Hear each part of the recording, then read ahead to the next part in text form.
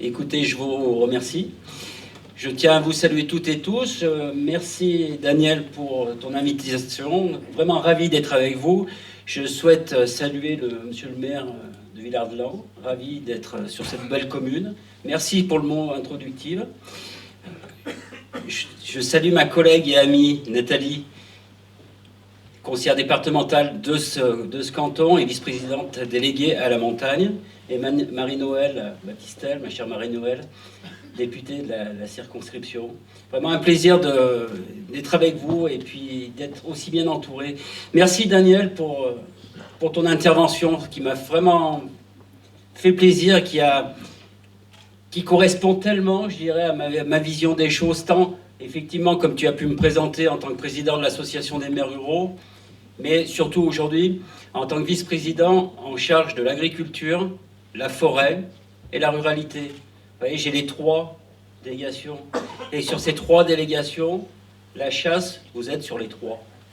Donc c'est pour ça que je tenais vraiment d'être encore plus présent ce matin avec vous. Et je tiens vraiment à excuser le président Barbier qui est retenu, je dirais, sur un autre territoire et qui aurait été vraiment, il aurait vraiment voulu être présent parce qu'il est vraiment attaché à la chasse et tout le monde le sait. Et tout le monde en est conscient.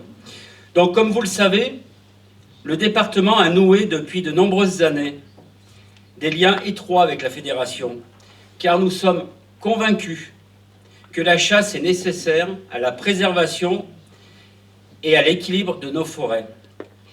Les chasseurs sont de vrais experts de la biodiversité de notre territoire et pourtant subissent les critiques de certains qui voudraient faire disparaître cette tradition, pourtant si importante pour la vitalité et la bonne santé de nos territoires ruraux.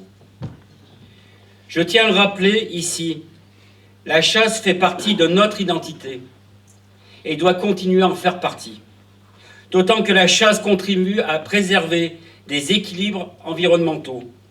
La chasse, comme l'agriculture et la pêche, sont des activités qui sont essentielles à la ruralité vivante.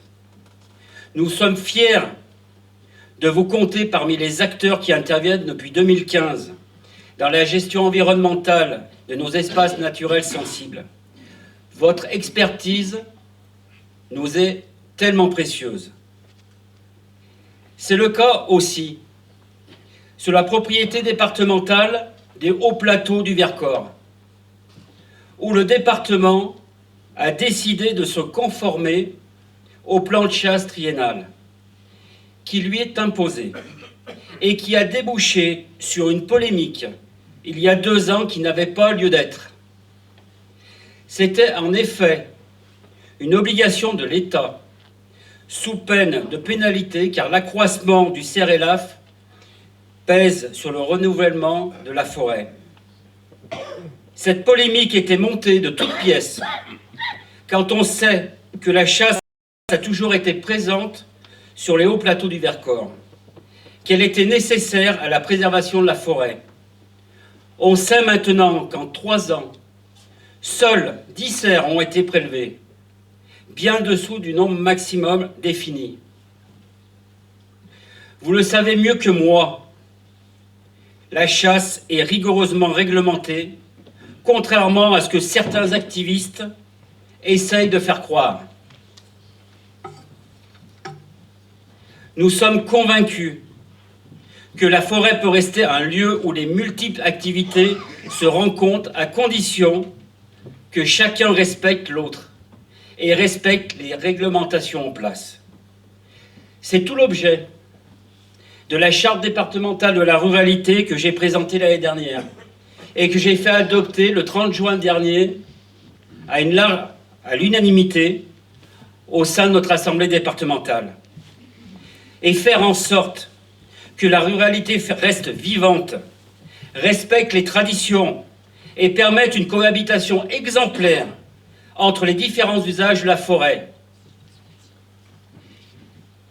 Et dans ce souci de cohabiter au mieux, le département de l'Isère a aussi fait évoluer sa propre application Isère Outdoor dans une rubrique « Partage de la nature » qui permet de disposer d'informations en temps réel sur les zones de chasse et de pastoralisme.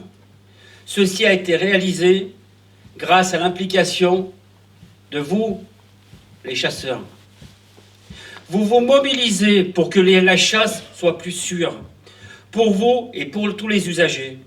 Il faut que tout le monde joue le jeu et comprenne que la nature n'est pas un terrain de jeu. La fédération est un acteur indispensable pour le département, qui propose notamment des actions pour la connaissance et la préservation de la faune iséroise. C'est pour cela que nous avons accordé en 2023 70 000 € à la fédération dans le cadre d'un appel à projet soutien en faveur de la biodiversité du vivant. Ce soutien s'est étendu au titre de l'axe agricole du projet Un arbre, un habitat en Isère, avec une autre subvention de 41 000 €. Ce plan initié en 2022 vise à planter 1 million d'arbres en Isère d'ici à 2028.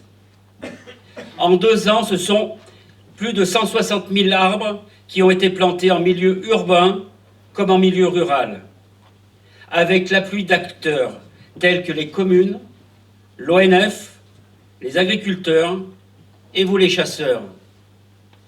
L'engagement de la fédération en faveur de ce plan, tout comme les initiatives des ACCA, nous rappelle une fois de plus que les chasseurs sont des acteurs naturels de la protection et de la biodiversité. À terme, avec les agriculteurs et les chasseurs, nous nous sommes donné un objectif de planter 12 km de haies via ce plan départemental et nous tiendrons notre objectif. Alors merci à vous tous, parce que si la charte départementale de la ruralité a pu être construite, co-construite avec les différents acteurs ruraux, on entendait tout à l'heure Jean-Claude qui faisait partie des acteurs institutionnels, c'était vraiment pour valoriser, parce qu'il suffit d'entendre toujours des caricatures sur la ruralité. Et cette charte de la ruralité est vraiment l'objectif clé. Dire tout ce qui se fait bien dans la ruralité sans éluder nos difficultés. Parce qu'on a des difficultés dans la ruralité. On a des difficultés de mobilité, parfois de logement, parfois d'emploi, c'est certain. Mais qu'est-ce qu'on est bien dans nos villages? Mais qu'est-ce qu'on est bien dans nos villages? Et nos villages sont beaux grâce à qui? Grâce à nos agriculteurs, certes, mais grâce à vous aussi. Et ça, gardez-le toujours en esprit. Et sachez, le département, on l'a là-dedans et là-dedans. Donc, je conclurai, je dirais, mes propos en renouvelant vraiment mes remerciements pour vos actions. Sachez que je serai pleinement à vos côtés et que nous partageons la même vision de la nature et les usages sont partagés et non opposés. Je vous remercie.